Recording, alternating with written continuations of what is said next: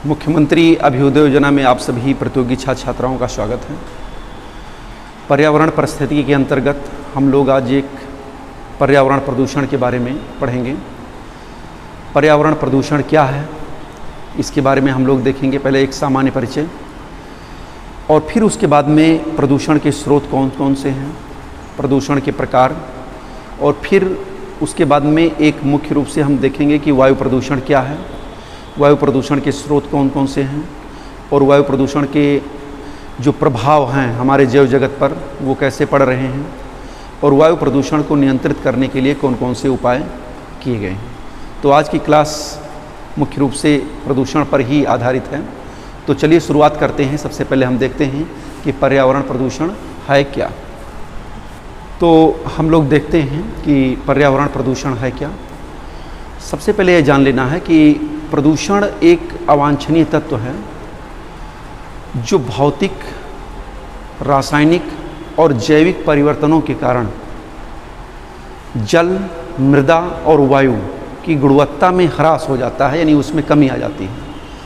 और कमी इस कदर हो जाती है कि वह मनुष्य और जैव जगत के लिए हानिकारक हो जाता है। इसी को हम पर्यावरण प्रदूषण कहते हैं।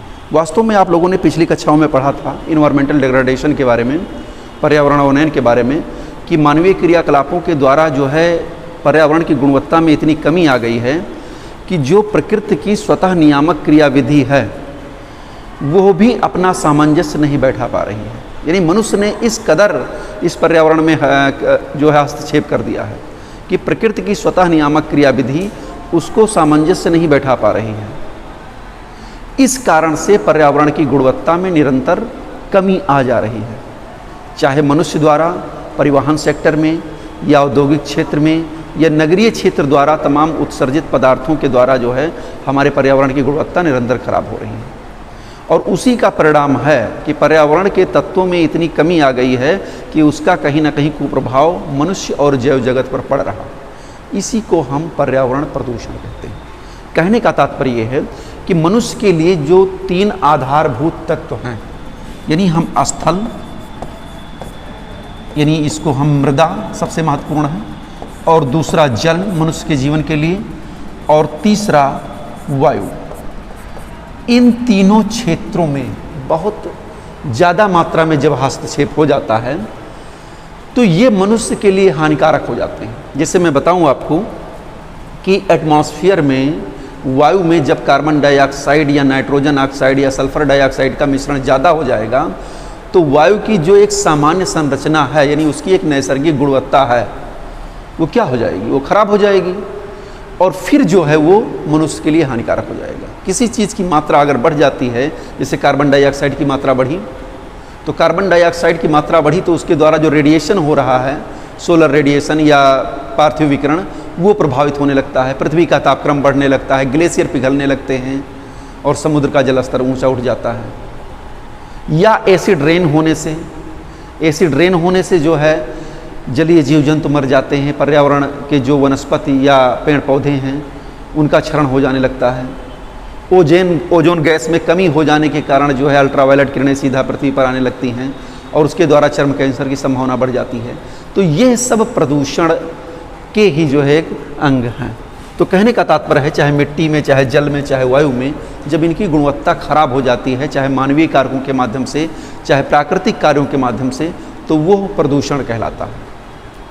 आगे की तरफ हम चलते हैं। अगर आप इसको परिभाषित करना चाहें तो कह सकते हैं कि प्रदूषण एक अवांछनीय स्थिति है जब भौतिक, रासायनिक और जैविक परिवर्तन के द्वारा हवा, जल और मृदा की नैसर्गिक गुणवत्ता में कमी आ जाती है और वो मानव जीवन के लिए और पशु पक्षी, पेड़ पौधों के लिए, यानी समस्त जैव जगत के लिए हानिकारक हो जाता है, तो हम उसको प्रदूषण कहते हैं। लेकिन यह एक पर्यावरणविद या भूगोलवेत्ता के लिए प्रदूषण की परिभाषा हो सकती है। प्रदूषण को हमें व्यापक स्तर पर देखने की जरूरत है। एक समाजशास्त्री के लिए प्रदूषण सामाजिक समस्या ही है, यानी वहाँ पर जो है सामाजिक समस्याएं ही एक समाजशास्त्र के लिए जो है प्रदूषण का काम करती हैं। जैसे चोरी, बलात्कार, हत्या, और भी अनेक सामाजिक अपराध, बाल विवाह, ये सब सामाजिक समस्याएं हैं और इसी को समाजशास्त्र में प्रदूषण की संज्ञा दी जाती है। एक अर्थशास्त्री के लिए गरीबी, बेरोजगारी, भुखमरी, अर्थव्यवस्था का मंदी के चपेट में आना, ये सब जो है अर्थशास्त्रियों के लिए जो है प्रदूषण हो सकता है। एक पारिस्थितिकी वैज्ञानिक के लिए जो इकोसिस्टम में परिवर्तन हो जा रहा है, डाइवर्सिटी जो कमी आ रही है, जैव विविधता में जो कमी आ रही है, पेड़ पौधे और वनस्पतियों की जो प्रजातियां लुप्त हो रही हैं, ये उसी जो है प्रदूषण का भी एक अंग हो सकती है।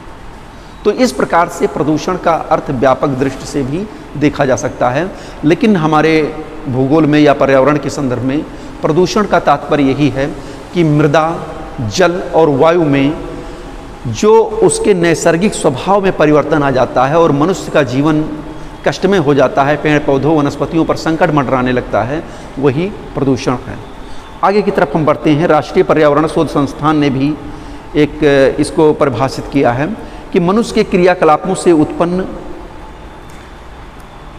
अपशिष्ट के रूप में पदार्थों और ऊर्जा के विनियोजन से प्राकृतिक वातावरण में होने वाले परिवर्तन जो मनुष्य को नुकसान पहुंचाते हैं या जैव जगत को नुकसान पहुंचाते हैं, वो पर्यावरण प्रदूषण कहलाते हैं। अब हम चलते हैं कि ये प्रदूषक जो होते हैं किन किन रूपों में इनका स्वभाव होता है। तो ये मुख्य रूप से 3 रूपों में होते हैं। एक ठोस प्रदूषक, दूसरा तरल और तीसरा गैसीय, यानी इनकी 3 अवस्थाएं प्रदूषकों की होती हैं।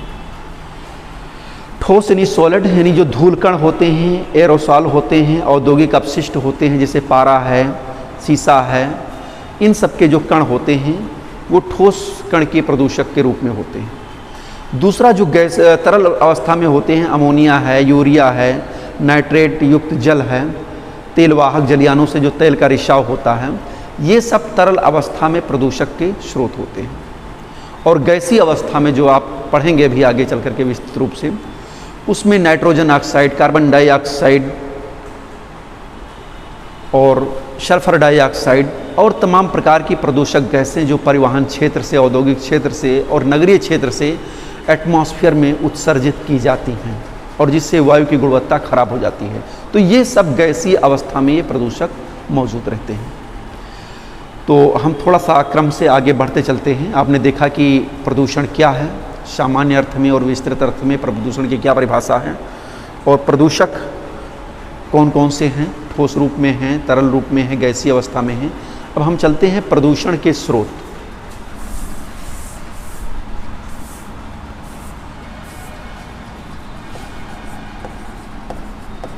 प्रदूषण के स्रोत। देखिए, प्रदूषण जो होता है वो प्राकृतिक कारकों के माध्यम से भी होता है और मानवीय गतिविधियों के माध्यम से होता है। आज हम जिस प्रदूषण की बात करते हैं, उस प्रदूषण को बढ़ाने में ह्यूमन एक्टिविटी का रोल बहुत ज़्यादा है, यानी मनुष्य का जो है बहुत बड़ा योगदान है उस प्रदूषण को बढ़ाने में। तो चलते हैं, दोनों चीज़ों को हम देख लेते हैं, प्राकृतिक कारकों के माध्यम से भी और मानवीय कारकों के माध्यम से कौन कौन से प्रदूषण के स्रोत हैं। पहला है प्राकृतिक स्रोत।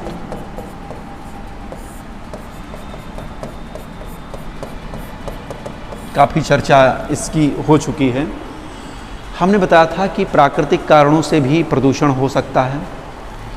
जैसे मान लीजिए किसी क्षेत्र में ज्वालामुखी का विस्फोट होता है, तो ज्वालामुखी के विस्फोट के परिणाम स्वरूप उससे तमाम जो है गैसें निकलती हैं पृथ्वी के अंदर से, उसमें कुछ हानिकारक गैसें भी होती हैं, तमाम धूलकण निकलते हैं और एटमॉस्फेयर में छा जाते हैं।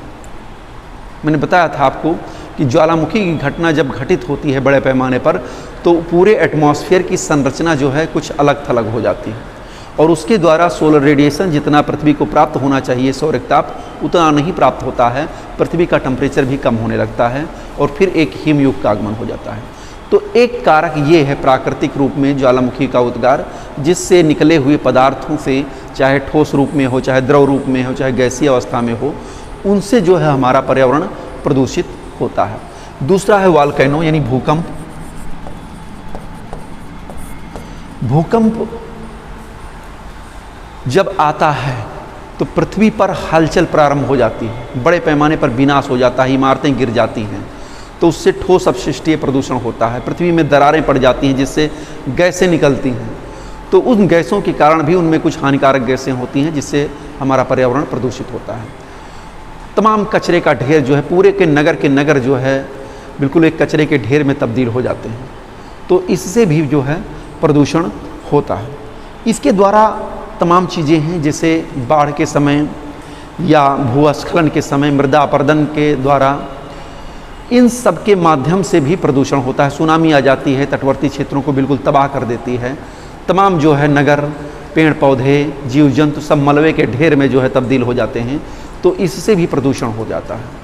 बाढ़ के समय आप देखिए मिट्टी का कटान बहुत ज़्यादा होता है, तो मृदा प्रदूषण के अंतर्गत आता है। तो ये सब मतलब प्राकृतिक स्रोत हैं प्रदूषण के। चलते हैं, हम आगे चलते हैं, देखते हैं मानवीय स्रोत।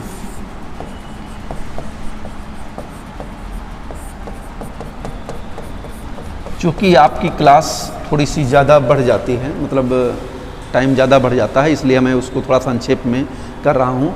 जो बहुत ही इम्पॉर्टेंट चीज़ है उसी को मैं विस्तृत रूप से आपको पढ़ाऊँगा।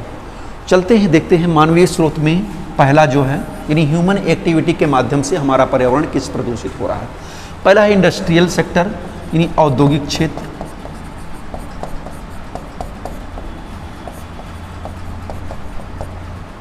दूसरा है नगरीय क्षेत्र।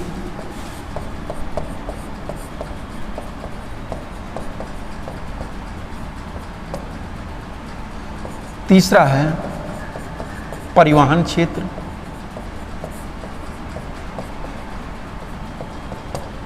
और चौथा है कृषि क्षेत्र।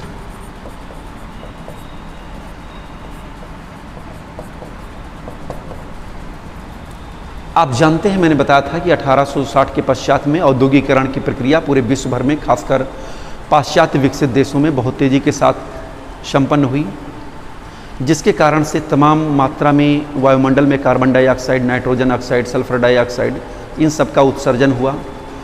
आपको मैंने डेटा भी बता दिया था कि औद्योगिक क्रांति के समय 290 पार्ट पर मिलियन कार्बन डाइऑक्साइड का उत्सर्जन एटमॉस्फेयर में था। वर्तमान समय में ये 419 पार्ट पर मिलियन के आसपास है। संभावना प्रकट की जाती है कि ये 500 से 600 हो जाएगा 2050 के, ये 2030 से 50 के बीच में। तो इस प्रकार से औद्योगिक क्षेत्र से बहुत बड़ी मात्रा में गैसों का उत्सर्जन होता है, प्रदूषक गैसों का उत्सर्जन होता है, और वो बिना किसी रोक टोक के हमारे वायुमंडल में पहुंच जाते हैं, और उस वायुमंडल की जो सामान्य संरचना है वो गड़बड़ हो जाती है, जिसके कारण तमाम वायुमंडलीय घटनाएं घटित होती हैं। मौसम में परिवर्तन होता है, कभी बदली, कभी छाँव, बेमौसम वर्षा, ये सब घटनाएं हमारे सामने दिखाई पड़ती हैं। एसिड रेन, पॉल्यूशन डैम, ये सब चीज़ें अभी आगे आप पढ़ेंगे वायु प्रदूषण में, तो ये सब चीज़ें जो है औद्योगिक क्षेत्रों से निकलने वाले उत्सर्जन द्वारा होता है। अब औद्योगिक क्षेत्र केवल धुएं के द्वारा वायुमंडल को ही नहीं प्रदूषित करते हैं, बल्कि औद्योगिक क्षेत्रों से निकलने वाला कचरा जो तरल अवस्था में होता है, तमाम चीज़ें उसमें रसायन घुले हुए होते हैं, वो भी बिना शोधित किए हुए नदी के जल में डाल दिया जाता है, जिससे नदियों का जल या झीलों का जल बहुत बड़ी मात्रा में प्रदूषित होता है, और उसमें रहने वाले तमाम प्रकार के पादप प्लैंटन और जीव जंतु ये सब भी प्रभावित होने लगते हैं। ओके, तो इस प्रकार से औद्योगिक क्षेत्र प्रदूषण का एक महत्वपूर्ण कारक है। दूसरा नगरीय क्षेत्र। नगरीय क्षेत्रों में अनियंत्रित बसाव हुआ है, बहुत बड़ी मात्रा में जनसंख्या का संकेंद्रण हुआ है, घर अगल बगल सटे हुए बने हुए हैं, थोड़ा सा भी पानी बरस जाता है पूरे सबके घर में पानी निचले सतह में पहुंच जाता है। तो नगरीय क्षेत्रों में जो सीवेज यानी कचरे का जो निस्तारण होता है वो नगरीय आसपास में एक टीले के रूप में जमा कर दिया जाता है नगर के परिधीय क्षेत्रों में, तो वो भी एक प्रदूषण का बहुत बड़ा कारक है। नगरीय क्षेत्रों में ही तमाम प्रकार के उद्योग धंधे, कल कारखानों की स्थापना होती है। तमाम ऐसे इलेक्ट्रॉनिक कचरे जो है निकलते हैं नगरीय क्षेत्रों से, तमाम घरेलू कचरे निकलते हैं, सीवेज निकलता है। तो इन सब का उचित प्रबंधन ना हो पाने के कारण नगरीय क्षेत्रों में प्रदूषण का स्तर बहुत ज़्यादा बढ़ रहा है। रात्रि के समय आप देखेंगे तो नगरीय क्षेत्रों का टेम्परेचर आसपास के ग्रामीण क्षेत्रों की अपेक्षा ज़्यादा हो जाता है, और वो जो है एक हीट आइलैंड के रूप में काम करता है। इसी प्रकार से परिवहन क्षेत्र, आप किसी भी सड़क पर खड़े हो जाइए, एक छोटे से छोटे नगर या शहर में आप देखेंगे कि मात्र एक ही घंटे में न जाने कितनी गाड़ियां बसें लगातार चल रही हैं, यानी उनकी श्रृंखला जो चेन है वो कभी टूटती ही नहीं है। इसी प्रकार नगरों में, बड़े बड़े नगरों में, महानगरों में, सन नगरों में बहुत ज़्यादा मात्रा में परिवहन के साधनों के द्वारा जो है जीवाश्म ईंधनों का दहन किया जाता है, यानी पेट्रोलियम का और डीजल का जो है खपत होता है। इसके द्वारा बहुत ज़्यादा मात्रा में जो है कार्बन डाइऑक्साइड निकल करके एटमॉस्फेयर में जाती है और प्रदूषण उत्पन्न कर देती है। इसी प्रकार से कृषि क्षेत्र में जो हमारी परंपरागत कृषि प्रणाली थी वो टिकाऊ थी एक तरीके से, लेकिन बढ़ती हुई जनसंख्या को देखते हुए अतिरिक्त उत्पादन करने की आवश्यकता महसूस हुई। इस वजह से एक अच्छे बीजों का इस्तेमाल किया जाने लगा, उन्नतशील बीजों का इस्तेमाल किया जाने लगा, कृषि में रासायनिक उर्वरक डाले जाने लगे, कीटनाशकों का छिड़काव होने लगा। इससे तो टोटल प्रोडक्शन तो बढ़ा, जनसंख्या के भरण पोषण की आपूर्ति तो हुई, लेकिन उन रासायनिक खादों के कारण, उन कीटनाशकों के प्रयोग के कारण मिट्टी की जो वास्तविक गुणवत्ता थी वो खराब हुई। वो सब कहीं ना कहीं रिस करके अंडरग्राउंड वाटर में जो है तब्दील हो जाते हैं, उनमें मिल जाते हैं और फिर उन पानी को मनुष्य और जानवर, जीव जंतु पीने के लिए बाध्य होते हैं। तो इससे न केवल कृषि क्षेत्र में रसायनों और कीटनाशकों के प्रयोग के द्वारा मृदा प्रदूषित हुई है, बल्कि उसके द्वारा मतलब अधोभौमिक जल में भी प्रदूषण हुआ है, जो एक खराब स्थिति है। तो ये सब थे आपके प्रदूषण के स्रोत, प्राकृतिक स्रोत और मानवीय स्रोत। इन दो माध्यमों से जो है प्रदूषण उत्पन्न हो रहा है। अब हम आगे की तरफ चलते हैं, थोड़ा सा प्रदूषण के प्रकार।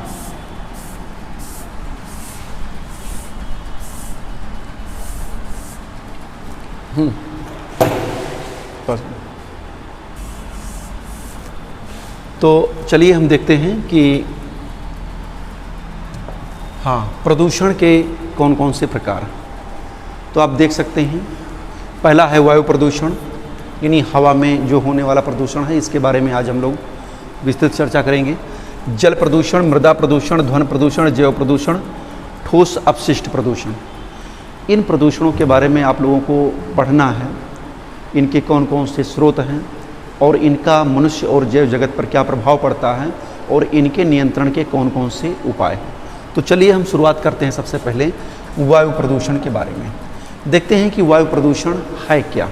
ओके, तो सामान्य अर्थों में चाहे प्राकृतिक कारकों के माध्यम से या मानवजनित कारकों के माध्यम से जो अपशिष्ट का निस्तारण होता है या गैसों का उत्सर्जन होता है और जिसके द्वारा वायुमंडल की संरचना, जो सामान्य संरचना होती है, यानी उसका जो नैसर्गिक गुणधर्म होता है, वो विषाक्त हो जाता है, जिसके द्वारा मनुष्य और जैव जगत पर बुरा प्रभाव पड़ता है, प्रतिकूल प्रभाव पड़ता है, उसी को हम वायु प्रदूषण कहते हैं। सीधा सा अर्थ है कि वायु में उत्पन्न होने वाला प्रदूषण ही वायु प्रदूषण कहलाता है, चाहे वो प्राकृतिक कारकों के माध्यम से हो, चाहे मानवजनित कारकों के माध्यम से हो।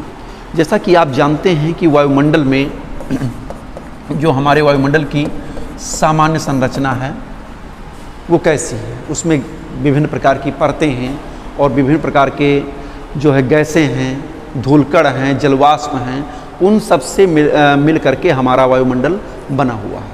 78% नाइट्रोजन, 21% ऑक्सीजन और 0.93% आर्गन, 0.03% कार्बन डाइऑक्साइड और भी अन्य गैसें हैं, krypton, neon, xenon, ozone, hydrogen, helium. ये तमाम प्रकार की गैसें जो हैं हमारे वायुमंडल में पाई जाती हैं। लेकिन यदि इनकी संरचना यानी गैसों का अनुपात जब बिगड़ जाता है तो तमाम प्रकार की वायुमंडलीय घटनाएं घटित होती हैं। अगर ओजोन का क्षरण होता है तो उसका प्रभाव भी आप देख सकते हैं पृथ्वी पर क्या पड़ता है। ग्रीन हाउस गैसों के उत्सर्जन में वृद्धि होती है, जैसे carbon dioxide, nitrogen oxide, methane. अगर इनमें वृद्धि होती है तो उसका भी प्रतिकूल प्रभाव पड़ता है। वायुमंडल में सल्फर डाइऑक्साइड की मात्रा बढ़ती है, कहीं जल के साथ उसकी रासायनिक अभिक्रिया हो जाती है तो एसिड रेन होने लगता है। तो इन सब वजह से वायु हमारी प्रदूषित होती है, हमारी प्रदूषित होती है और उसका प्रभाव मनुष्य और जैव जगत पर मुख्य रूप से पड़ता है। तो हम चलते हैं, देखते हैं कि कौन कौन से प्रमुख वायु प्रदूषक हैं। ओके,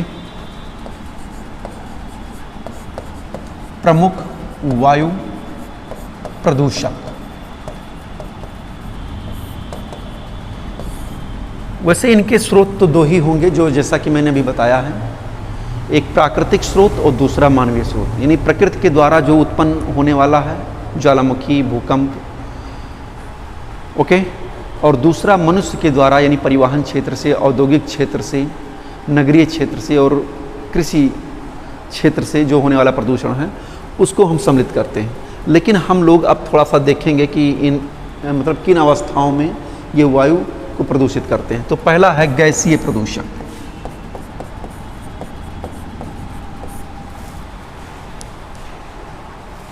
गैसीय प्रदूषण, इसके अंतर्गत जो वायु प्रदूषित हो रही है वो विभिन्न गैसों के माध्यम से हो रही है, यानी अतिरिक्त गैसों का जो उत्सर्जन हो रहा है वायुमंडल में। जैसे जान लीजिएगा कि वायुमंडल में गैसों का एक निश्चित अनुपात आवश्यक है, लेकिन किसी भी गैस की मात्रा यदि कम हो जाती है या उसकी मात्रा ज़्यादा हो जाती है तो उसका विपरीत प्रभाव हमारे वायुमंडलीय दशाओं पर पड़ता है। गैसीय प्रदूषक में पहला तो है जीवाश्म ईंधनों के दहन के कारण।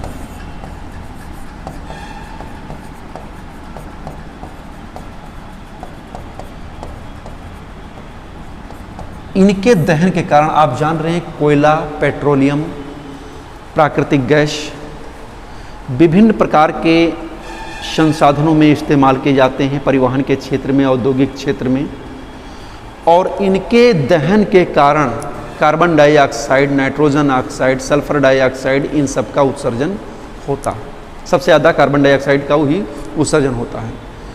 तो इस वजह से ये सब एटमॉस्फेयर में जाते हैं, उसकी संरचना को खराब कर देते हैं। जीवाश्म ईंधनों में carbon dioxide, carbon monoxide, hydrocarbon. इसी प्रकार से दूसरा जो क्रम है जिससे जो हम भौतिकतावादी जीवन दर्शन को अपनाते हैं, रेफ्रिजरेटर, एयर कंडीशनर, इन सब का इस्तेमाल करते हैं, तो इनके द्वारा CFC का उत्सर्जन होता है, यानी क्लोरोफ्लोरोकार्बन का उत्सर्जन होता है। आप जानते हैं क्लोरोफ्लोरोकार्बन ओजोन नाशक गैस है जो ओजोन की परत को नष्ट करता है। तो इसी प्रकार से रेफ्रिजरेटर, एयर कंडीशनर के इस्तेमाल से जो है CFC गैस निकलती है। दूसरा जो सल्फर डाइऑक्साइड है, यानी सल्फर युक्त जीवाश्म ईंधनों के दहन से सल्फर का उत्सर्जन होता है जो एटमॉस्फेयर में जाता है और सल्फ्यूरिक एसिड का निर्माण करता है जल से मिलकर के, और फिर वो जो है एसिड रेन के रूप में होता है। इसको अभी हम आगे चर्चा कर रहे हैं। दूसरा ये है कि अधिक ऊंचाई पर जो उड़ने वाले वाहन हैं, अधिक ऊंचाई पर, यानी जो सुपरसोनिक जेट विमान हैं, उनके द्वारा SO2, SO3 यानी सल्फर क्या कहते हैं, नाइट्रोजन ऑक्साइड, इन सब का उत्सर्जन होता है। सल्फर के यौगिक SO2, SO3 का उत्सर्जन होता है, जिससे वायुमंडल की संरचना खराब होती है। ओके, तो ये सब ऐसे फैक्टर हैं जो गैसीय अवस्था में होते हैं।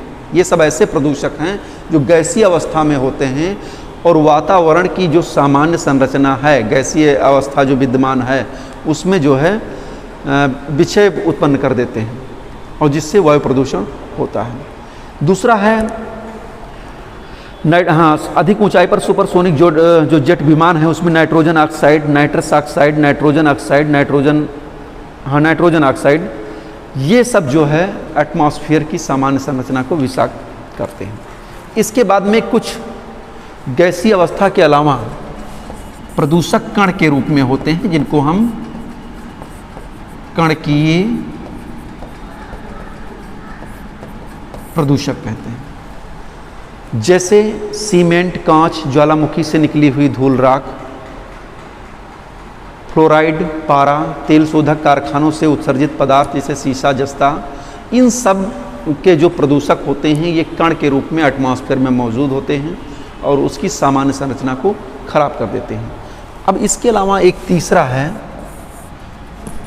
जैविकीय अपशिष्ट, जैविकीय प्रदूषक।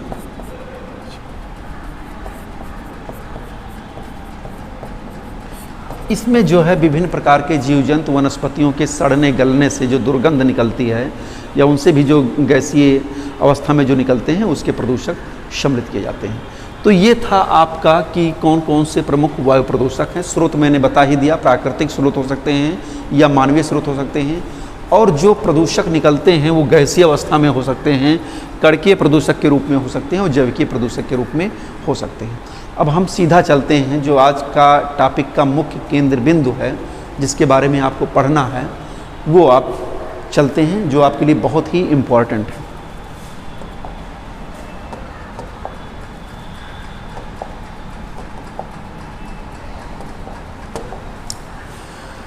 वायु प्रदूषण का प्रभाव।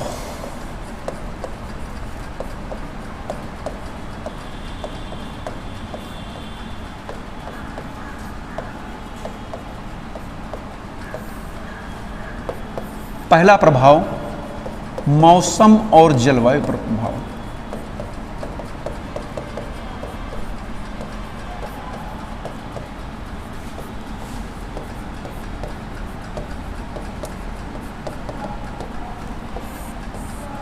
देखते हैं मौसम और जलवायु पर वायु प्रदूषण का क्या प्रभाव पड़ता है। अब इसको भी हम कई खंडों में हमने डिवाइड किया है, चूँकि मौसम संबंधी विसंगतियाँ, मौसम और जलवायु के बारे में आप लोग विस्तृत रूप से अध्ययन कर चुके हैं। जलवायु परिवर्तन में तमाम चीज़ें मैंने बता दी हैं। चलते हैं, सबसे देखते हैं ओजोन परत पर क्या प्रभाव पड़ता है।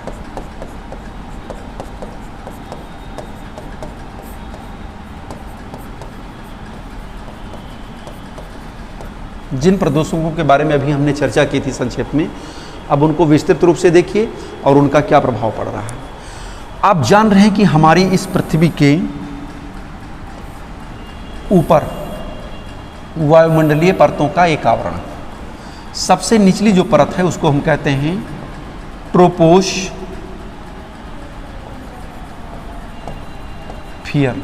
फिर उसके बाद में स्ट्रेटोस्फियर।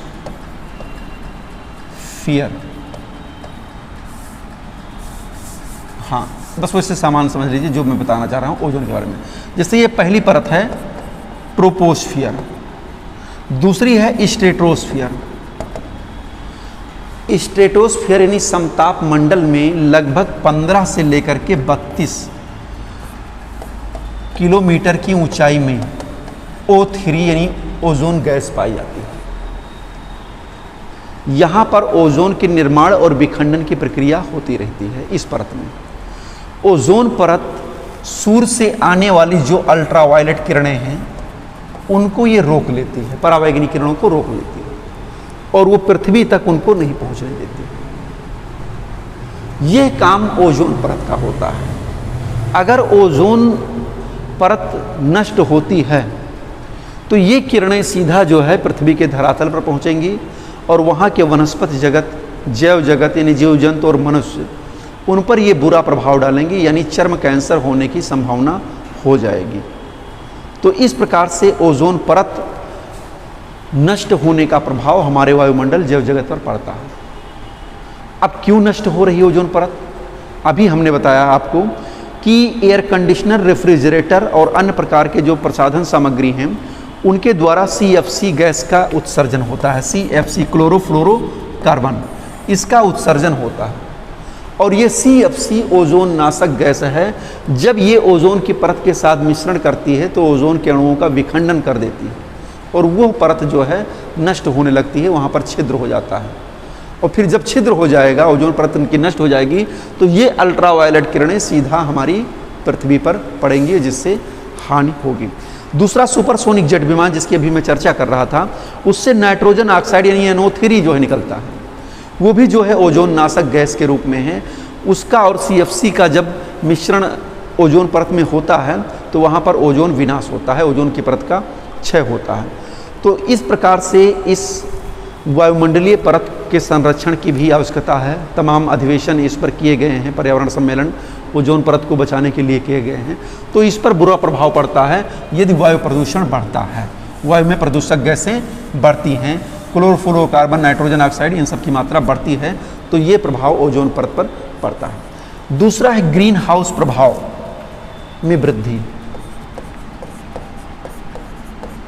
ग्रीन हाउस प्रभाव में वृद्धि, इसको आप देखिए। इसकी भी चर्चा मैं कर चुका हूँ पहले, लेकिन संक्षेप में देख लीजिए। ये हमारी पृथ्वी है। ग्रीन हाउस प्रभाव का मतलब मनुष्य के क्रियाकलाप के परिणाम स्वरूप जो कार्बन डाइऑक्साइड की मात्रा एटमॉस्फेयर में हो जाती है, एक लेयर के रूप में जम जाती है, उसमें सोलर रेडिएशन तो पृथ्वी पर आता है, लेकिन पृथ्वी द्वारा होने वाला विकिरण उस परत को पार करके नहीं जा पाता है। यानी उसके द्वारा जो है पृथ्वी की निचली परत का जो है धीरे धीरे गर्म होना प्रारंभ हो जाता है। इसी को ग्रीन हाउस की इफेक्ट की प्रक्रिया कहते हैं। सामान्य रूप से जो शीत प्रधान देश हैं, जहाँ पर बहुत ज़्यादा ठंडक पड़ती है, वहाँ पर शीशे के ग्रहों का निर्माण किया जाता है। और चूँकि वहाँ पर शीत प्रधान देशों में बहुत ही अल्प मात्रा में सूर्यातप की प्राप्ति होती है, तो वो जो है शीत प्रधान देशों में क्या होता है कि वो सोलर रेडिएशन तो अंदर आ जाता है, लेकिन वो बाहर इस परत को नहीं पार कर पाता है। जो शीशे के घर बनाते हैं, कांच के घर बनाते हैं, उनको नहीं पार कर पाता है। तो इस घर में फल सब्जी यानी कम समय वाली फसलों का भी उत्पादन हो जाता है। इसी को ग्रीन हाउस कहा जाता है। इसी को हमारे पृथ्वी के संदर्भ में लागू किया जाता है। जैसे क्या लागू किया जाता है, ये मान लीजिए हमारी पृथ्वी है, ये जो है तमाम प्रकार की जो गैसों का उत्सर्जन होता है, विशेषकर कार्बन डाइऑक्साइड, ये सब एटमॉस्फेयर में एक लेयर के रूप में, परत के रूप में ये सब जम जाते हैं। अब सोलर रेडिएशन पृथ्वी पर आसानी के साथ आता है, क्योंकि ये शॉर्ट वेव्स के रूप में होता है। लेकिन जब पृथ्वी रेडिएशन करती है तो ये जो है इस परत को नहीं पार कर पाता। पृथ्वी जब रेडिएशन करती है तो इस परत को नहीं पार कर पाता है, यानी ये परत जो है अवशोषित कर लेती है दीर्घ तरंग पार्थिव विकिरण को। इस वजह से पृथ्वी का तापक्रम धीरे धीरे बढ़ने लगता है। यह प्रक्रिया ग्रीन हाउस इफेक्ट कहलाती है। तो ग्रीन हाउस प्रभाव में यदि वृद्धि होती है तो निश्चित रूप से पृथ्वी का टेम्परेचर बढ़ने लगेगा, और पृथ्वी का टेम्परेचर जब बढ़ने लगेगा तो जो है मौसम में परिवर्तन होने लगेंगे। स्थानिक स्तर पर मौसम और जलवायु में भिन्नता देखने को मिलेगी, और फिर ग्लोबल वार्मिंग की प्रक्रिया चली जाएगी, और फिर जो है क्लाइमेट चेंज होने लगेगा। यानी मौसम में तमाम प्रकार की विसंगतियाँ ग्रीन हाउस गैसों में वृद्धि के कारण देखने को मिलती हैं। और टेम्परेचर बढ़ेगा तो ग्लेशियर का पिघलाव होगा, ग्लेशियर का पिघलाव होगा तो समुद्र का जलस्तर ऊंचा उठेगा। तो ये है जो है वायु प्रदूषण का एक दूसरा प्रभाव कि ग्रीन हाउस गैसों में वृद्धि होगी। तीसरा है धूम्र कोहरा। धूम कोहरा, इस चीज़ को आपको समझना है। ये दो तीन चीज़ें हैं, एसिड रेन, धूम कोहरा। स्मॉग,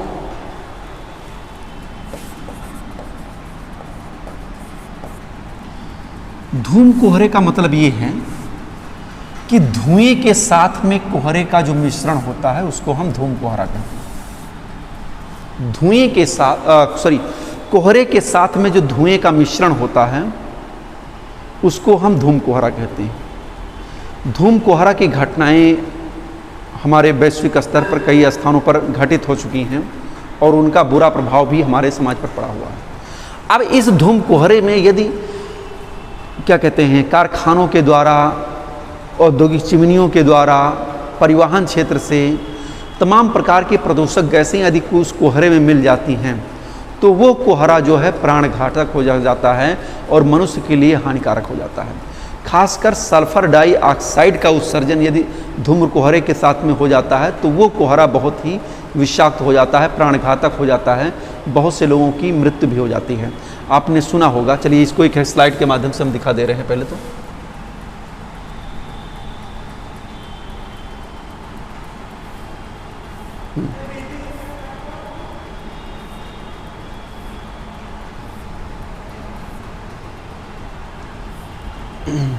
हाँ, ये स्थिति आप देख सकते हैं।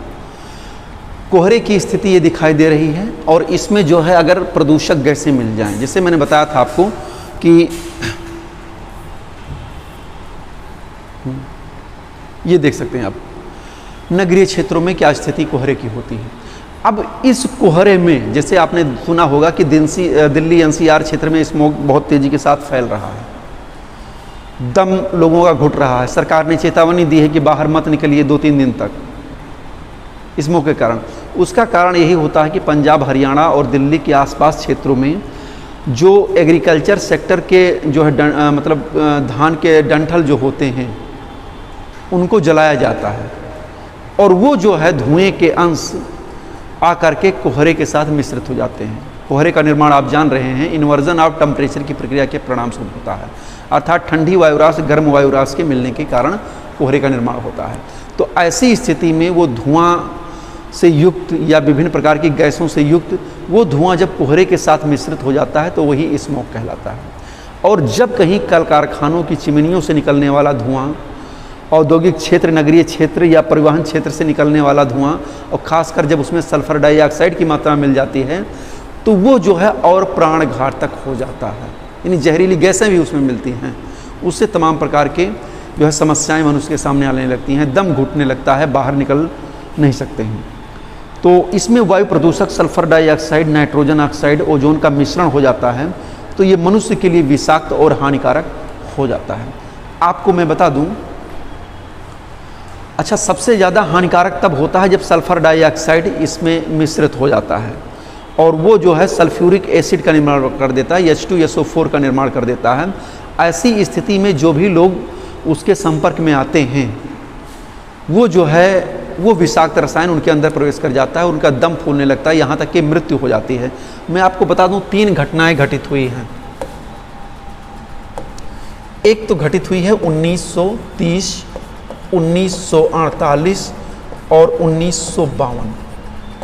ये 3 घटनाएं धूम्र कोहरे की विश्व स्तर पर घटित हुई हैं। और छोटी मोटी घटनाएं हर शहर में शीत ऋतु में आप देखते होंगे कि धूम्र कोहरा उत्पन्न हो जाता है। अब मैं आपको बता दूं 1930 में बेल्जियम की म्यूज घाटी,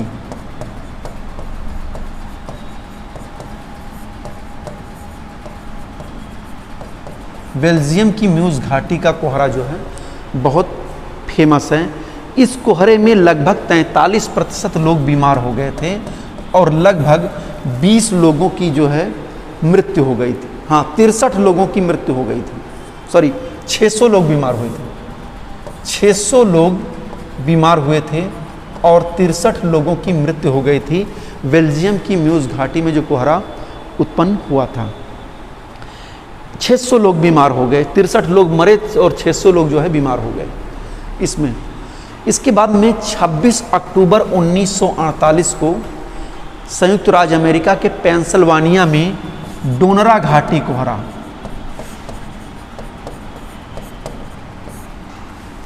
ये बहुत फेमस है और इसमें 43% लोग बीमार हुए और 20 लोगों की जो है मृत्यु हो गई। इसके बाद में 1952 में सबसे प्रसिद्ध धूम्र कोहरा लंदन नगर का धूम्र कोहरा, ये जो है इसमें बहुत ही प्राणघातक स्थिति में लोग 4000 लोग लगभग मर गए थे। 4000 लोग मर गए थे।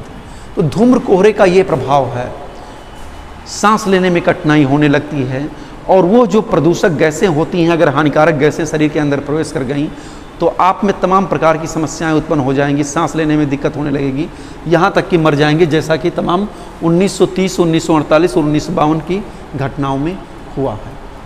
ओके, तो हम आगे चलते हैं, थोड़ा सा देखते हैं एसिड रेन, अम्ल वृष्टि।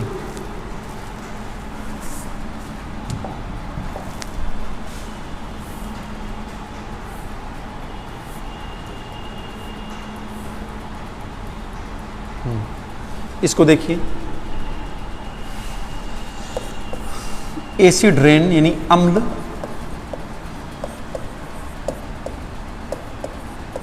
वृष्टि प्राकृतिक स्रोतों के माध्यम से या मनुष्य के क्रियाविधियों के माध्यम से जब सल्फर डाइऑक्साइड वायुमंडल में पहुंच करके जल के साथ सल्फेट तथा सल्फ्यूरिक एसिड का निर्माण कर देता है, यानी H2SO4 का निर्माण कर देता है, तो यह एसिड वर्षा की बूंदों के द्वारा धरातल पर गिरता है, उसी को हम एसिड रेन कहते हैं। याद रखिएगा, सल्फेट तथा सल्फ्यूरिक एसिड H2SO4 ये जब मिलता है, यहाँ पर आप देख सकते हैं नाइट्रोजन ऑक्साइड और क्या कहते हैं SO2, ये सब जा करके यहाँ पर यानी जलवाष्प के साथ अभिक्रिया करके उसमें घुल जाते हैं और फिर इनका ट्रांसपोर्टेशन होता है और ये हवा के साथ में आ करके किसी दूसरे क्षेत्र में भी ये बारिश कर सकते हैं। कहने ये देखिए H2SO4 ये जो है सल्फ्यूरिक एसिड के रूप में ये नीचे की तरफ गिरता है, इसी को हम एसिड रेन कहते हैं।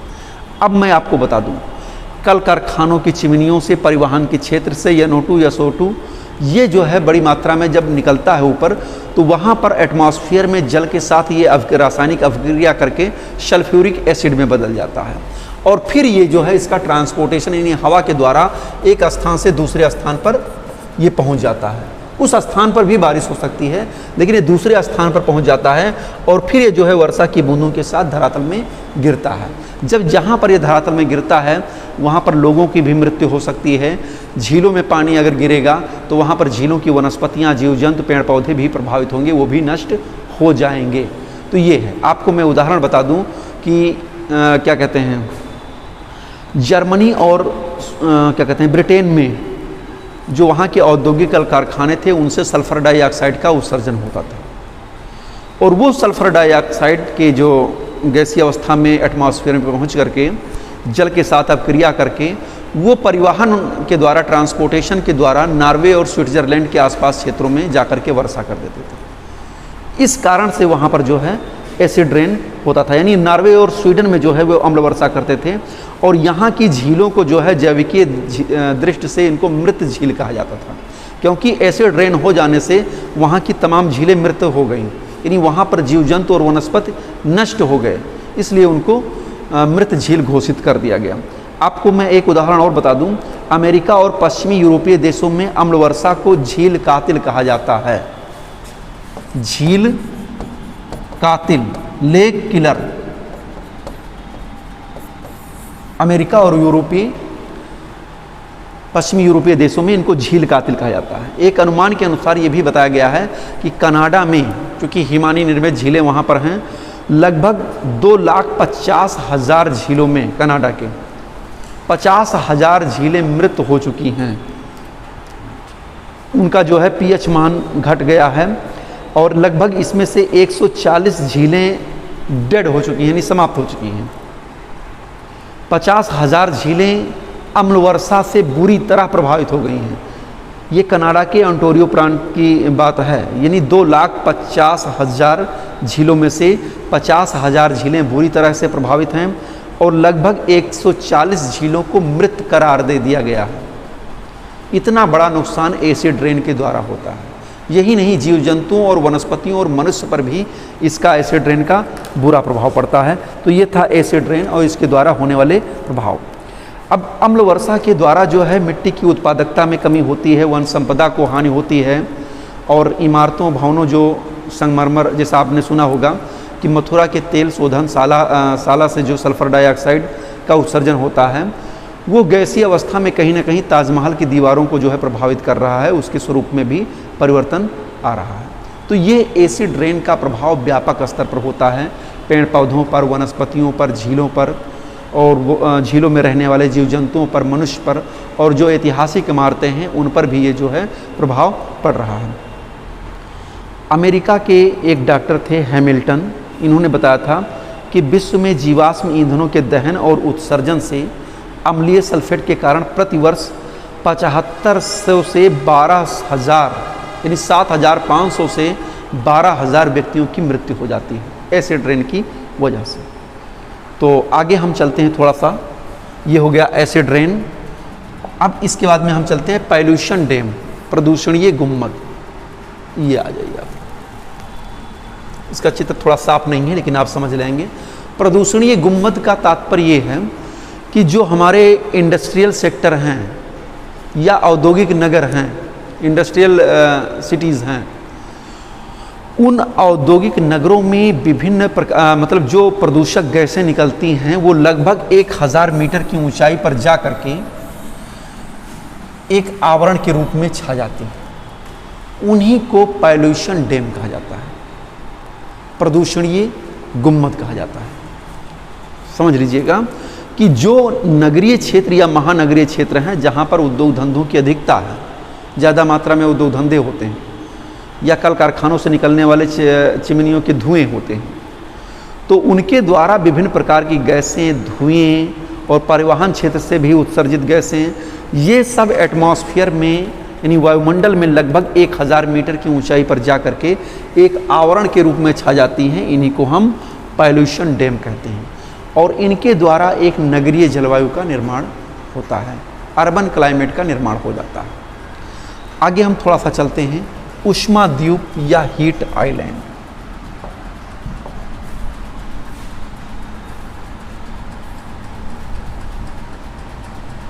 देखिए हीट आइलैंड क्या होता है और हीट आइलैंड के इफेक्ट क्या हैं, इस चित्र के माध्यम से आप अच्छे तरीके से समझ सकते हैं।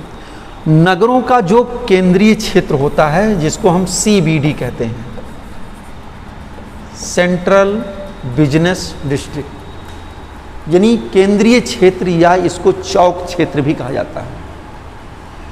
यहाँ पर आप जान रहे हैं कि विभिन्न प्रकार के कल कारखाने और तमाम आवासीय भवनों में भी बहुत मतलब इन क्षेत्र का टेम्परेचर बढ़ जाता है रात के समय में। और ये पूरे के पूरे नगर क्षेत्र आप जान रहे हैं, चाहे आप बिजली जलाते हों, चाहे कोयला जलाते हों, चाहे परिवहन के साधन चलते हों, उनसे गैसें और उनसे टेम्परेचर मतलब उत्सर्जन होता है। तो उस कारण से नगरीय चौक क्षेत्र का जो है तापक्रम आसपास के क्षेत्रों से बढ़ जाता है।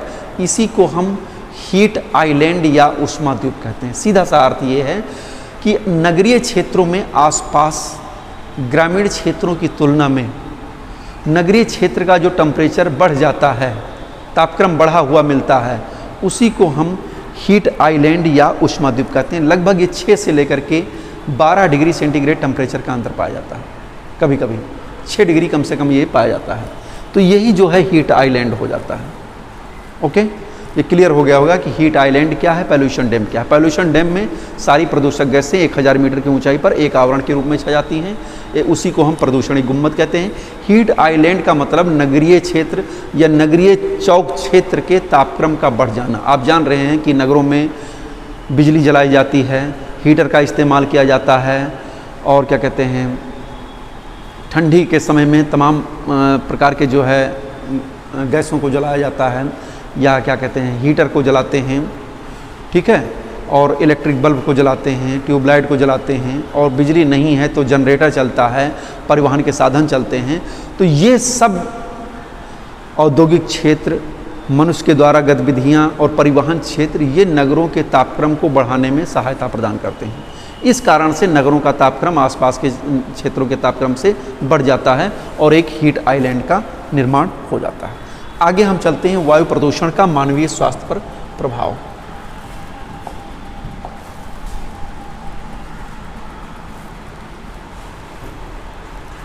वायु प्रदूषण का प्रभाव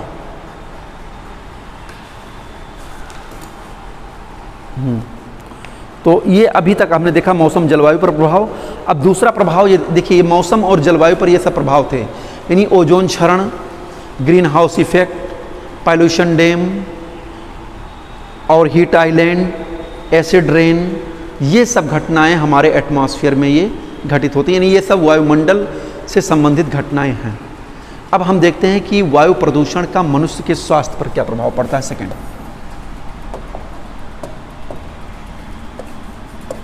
मानव स्वास्थ्य पर प्रभाव। चलिए इसको हम पॉइंट के रूप में बताते चलते हैं। पहली चीज़ जो आपने देखा था ओजोन क्षरण। ओजोन क्षरण होने से जो है अल्ट्रावायलेट किरणें सूर्य से निकलने वाली वो सीधा पृथ्वी के धरातल पर आ जाती हैं, जिस कारण से गोरी चमड़ी वाले लोगों में जो है चर्म कैंसर होने की संभावना बढ़ जाती है। मैं आपको बता दूं कि अगर 5% O3 गैस नष्ट होती है तो केवल संयुक्त राज्य अमेरिका में 20,000 से 60,000, केवल संयुक्त राज्य अमेरिका में 20,000 से 60,000 लोग चर्म कैंसर के शिकार हो जाएंगे, यानी उनको चर्म कैंसर हो जाएगा। इसी प्रकार से सल्फर डाइऑक्साइड का जब उत्सर्जन होता है तो उसके द्वारा धूम कोहरे की उत्पत्ति होती है, और जिस कारण से धूम कोहरे के कारण जो है श्वसन क्रिया में दिक्कत आने लगती है। आपने दिल्ली एनसीआर या दिल्ली क्षेत्र में आपने इस चीज़ को बार बार देखा होगा। हर शीत ऋतु में जब पंजाब, हरियाणा और दिल्ली के आसपास क्षेत्रों में धान के पुलाव जलाए जाते हैं तो उनसे उत्पन्न होने वाला धुआं दिल्ली एनसीआर क्षेत्र में इन्वर्जन ऑफ टेम्परेचर के कारण धूम कोहरे का निर्माण कर देता है। तो उससे मनुष्य की श्वसन प्रणाली जो है प्रभावित होती है और उससे नुकसान होता है। जैसा मैंने आपको बताया था 1930 में बेल्जियम की म्यूज़ घाटी, 1948 में डोनरा नगर का कोहरा और 1952 में लंदन नगर का धूम कोहरा, ये चीज़ है। सल्फर डाइऑक्साइड के कारण आँख, गले और फेफड़े के जो है रोग हो जाते हैं। इसके बाद में तीसरा जो प्रभाव मनुष्य के स्वास्थ्य पर पड़ता है एसिड रेन का, ये चीज़ मैंने बता दिया है। इसके द्वारा जल की अम्लता बढ़ जाती है और जल का प्रदूषित जल का, उस अम्लीय जल का जब हम सेवन करते हैं तो उसके द्वारा हमारे स्वास्थ्य पर बुरा प्रभाव पड़ता है। अब अगर वायु में नाइट्रिक ऑक्साइड की वृद्धि हो जाती है तो वो जो है ऑक्सीजन की तुलना में 1000 गुना अधिक से हीमोग्लोबिन से संयुक्त हो जाती है और उसका बुरा प्रभाव जो है मनुष्य के स्वास्थ्य में पड़ता है, जिसके कारण मसूड़ों में सूजन, शरीर के अंदर रक्तस्राव, निमोनिया व फेफड़े का कैंसर जो है होने की संभावना हो जाती है। इसके बाद में वायु प्रदूषण का कुछ प्रभाव और कुछ घटनाएं हमारे देश में भी घटित हुई हैं जिनको जान लेने की ज़रूरत होती है। जहां पर हम कुछ रसायन प्लांट स्थापित करते हैं, जैसे आपको मैं बता दूं भोपाल गैस त्रासदी, यानी जहरीले रसायनों का जब रिसाव होता है और वायु में मिल जाती है तो उसके द्वारा भी बहुत बड़ी बड़ी घटनाएं घटित हो जाती हैं। जैसे 1984 में भोपाल गैस त्रासदी, 1986 में चेरनोबिल नाभिकीय विनाश, ये 2 घटनाएं मानव इतिहास की सबसे प्रमुख वायु प्रदूषण की घटनाएं मानी जाती हैं, वायु प्रदूषण की घटनाएं मानी जाती हैं। तो पहला हम भोपाल गैस त्रासदी को देखते हैं।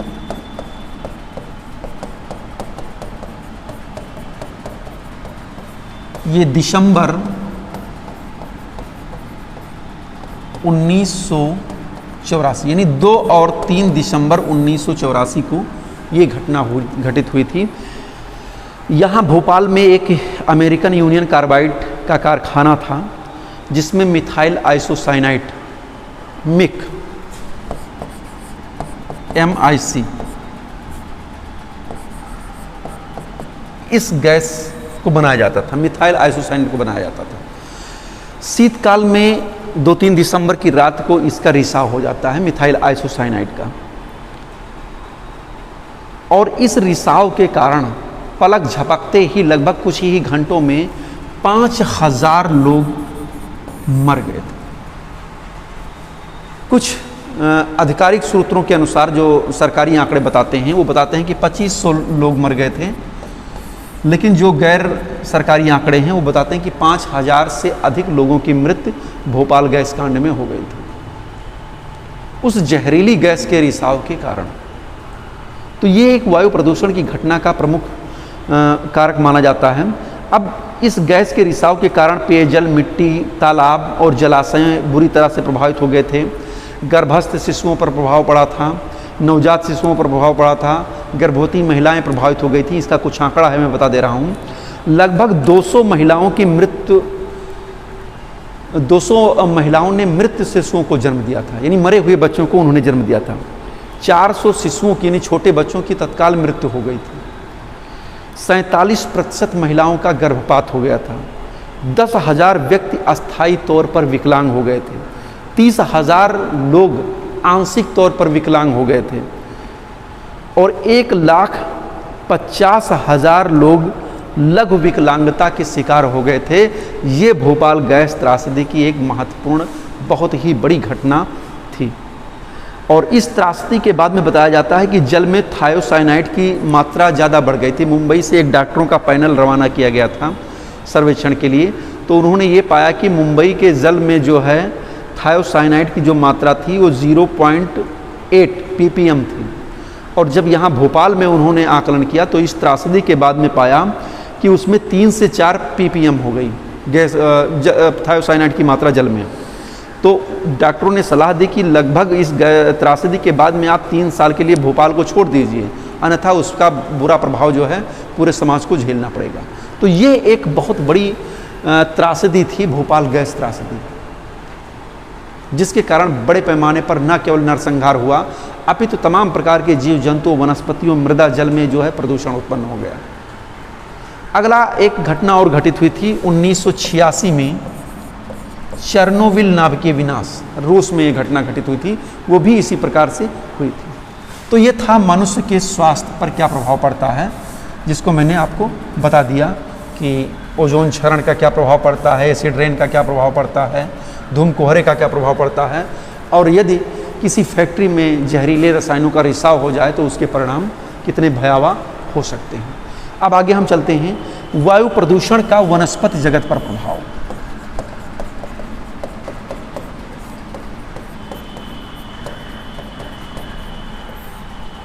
देखते हैं इसको। अब एक चीज़ ये जान लीजिए कि चाहे एसिड रेन हो, चाहे ओजोन क्षरण हो, इनकी वजह से वनस्पतियों पर और जंगलों में रहने वाले जीव जंतु या पृथ्वी पर रहने वाले सभी जीवधारियों पर बुरा प्रभाव पड़ता है। ओके, सागरीय पारिस्थितिकी तंत्र पर बुरा प्रभाव पड़ता है। जिन क्षेत्रों में, सागरीय क्षेत्रों में तेल के टैंक क्या कहते हैं, हाँ, जिन सागरीय क्षेत्रों में जो है अम्ल वर्षा होती है, एसिड रेन होता है, वहाँ पर जीव जंतु और वनस्पतियाँ जो है नष्ट हो जाती हैं। जैसा मैंने बताया लेक किलर और कनाडा के ओंटारियो प्रांत में जो है मतलब झील विनाशक की घटनाएं हुई, बहुत से जो है झीलें जो है डेड हो गई, मृत्यु हो गई। तो ये चीज़ें हैं। अब जैसे ग्रीन हाउस गैसों में अगर वृद्धि हो जाती है तो उससे भी जो है वनस्पति पर प्रभाव पड़ेगा। ग्रीन हाउस गैसों में वृद्धि हो जाएगी तो पृथ्वी का तापक्रम बढ़ेगा, ग्लेशियर पिघलेंगे, ग्लेशियर पिघलेंगे तो समुद्र के जलस्तर में परिवर्तन आ जाएगा, ग्लोबल कूलिंग की घटना घटित हो सकती है, जिसके कारण प्रवाल भित्तियों पर बुरा प्रभाव पड़ सकता है। मैंने बताया था आपको 1998 में इंडियन ओशियन का टेम्परेचर बढ़ जाने के कारण प्रवाल विरंजन की घटना घटित हुई, कोरल ब्लीचिंग की घटना घटित हुई, और बहुत सारे प्रवाल लक्षद्वीप, अंडमान निकोबार और तटवर्ती क्षेत्रों के रहने वाले प्रवाल कीट जो है बड़े पैमाने पर उनका विनाश हो गया। तो ये जो है, इससे बहुत बड़ी मात्रा में सल्फर डाइऑक्साइड से लाइकेन मर जाती है, अम्ल वर्षा से वनस्पतियों को क्षत होती है। ये सब वायु प्रदूषण का जो है वनस्पतियों पर भी बुरा प्रभाव पड़ता है, जीव जंतुओं पर बुरा प्रभाव पड़ने के साथ साथ। अब हम चलते हैं, अच्छा एक प्रदूषण और भी होता है वायु प्रदूषण, फ्लाई ऐश, इसको भी समझ लीजिए। फ्लाई ऐश प्रदूषण, फ्लाई ऐश प्रदूषण एक सूक्ष्म पाउडर होता है जो वायु के साथ बहुत दूर तक यात्रा करता है, और उसका उत्सर्जन फ्लाई ऐश का कोयला आधारित जो ताप विद्युत ग्रह हैं वहाँ से फ्लाई ऐश प्रदूषण उत्पन्न होता है, और फ्लाई ऐश के द्वारा जो है ये जीवों में श्वसन तंत्र संबंधी जो है रोग हो जाते हैं। अब हम चलते हैं वायु प्रदूषण के नियंत्रण के उपाय।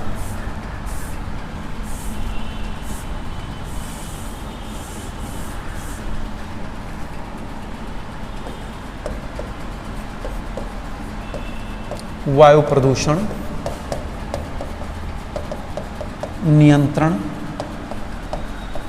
के उपाय।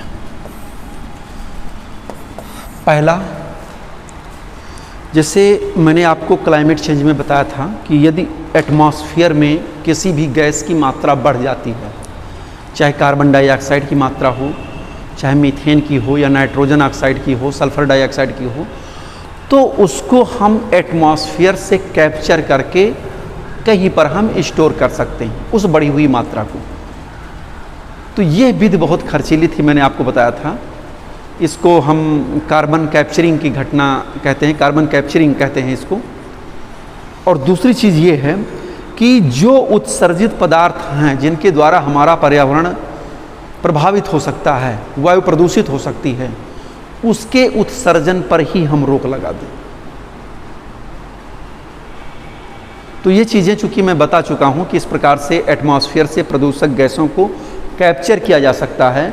समुद्री अधिग्रहण, स्थलीय यानी भूगर्भिक अधिग्रहण और स्थलीय अधिग्रहण, तीन माध्यमों से हम वायुमंडल में जो प्रदूषक गैसें हैं, कार्बन डाइऑक्साइड है, उनको हम कैप्चर करके स्टोर कर सकते हैं। चाहे समुद्र के अंदर कैप्चर करके कर दें, और चाहे जो है अंडरग्राउंड कर दें, और चाहे हम पेड़ पौधों वनस्पतियों की मात्रा में वृद्धि करके कार्बन डाइऑक्साइड को अवशोषित यानी कार्बन सिंक के रूप में उनका इस्तेमाल किया जा सकता है।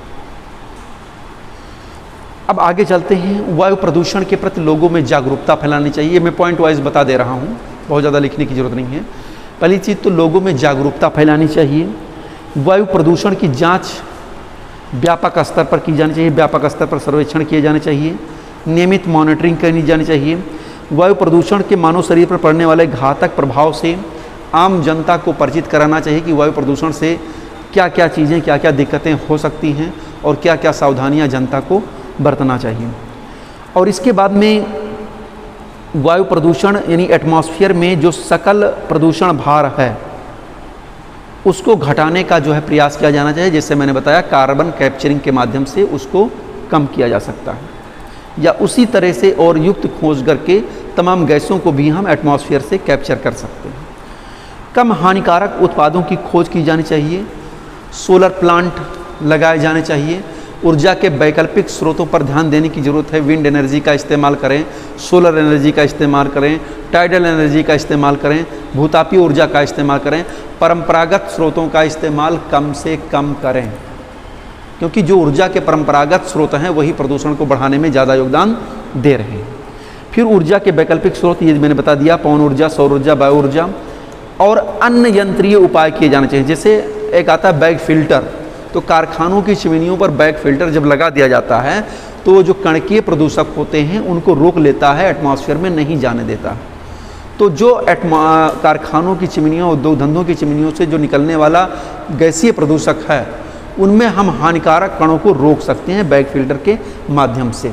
एक साइक्लोन सेपरेटर, साइक्लोन कलेक्टर या वेट स्क्रबर, हाँ ये चीज़ें, साइक्लोन सेपरेटर या साइक्लोन कलेक्टर, ये 50 माइक्रोमीटर से बड़े आकार वाले कणकीय पदार्थों को अलग कर देता है, यानी वो एटमॉस्फेयर में नहीं जा पाएंगे, तो उसका भी प्रयोग करने की आवश्यकता है। वायु में मिश्रित सल्फर डाइऑक्साइड को डीसल्फराइजेशन की प्रक्रिया के तहत कम किया जा सकता है, अलग किया जा सकता है। और 550 डिग्री सेंटीग्रेड तापक्रम पर कोयले को जलाने से जो उसमें नाइट्रोजन ऑक्साइड की मात्रा होती है वो कम हो जाती है, यानी उसका उत्सर्जन कम हो जाता है यदि हम कोयले को 550 डिग्री सेंटीग्रेड टेम्परेचर पर जलाते हैं। तो कारखानों की चिमनियों को ऊंची करने की ज़रूरत है।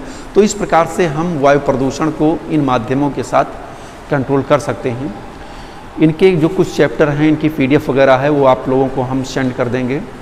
उसमें जो चीज़ें होंगी वो फैक्ट, वो डेटा, आप उसी को विशेष रूप से नोट कीजिएगा, दोनों का मिलान कर लीजिएगा। तो ये लेक्चर समाप्त होता है। आपने देखा इस लेक्चर में कि वायु प्रदूषण क्या है, और प्रदूषण क्या है, पर्यावरण प्रदूषण क्या है, प्रदूषण क्या है, वायु प्रदूषण, विभिन्न प्रकार के प्रदूषण, और विशेष रूप से वायु प्रदूषण के बारे में आप लोगों ने पढ़ा। Thank you.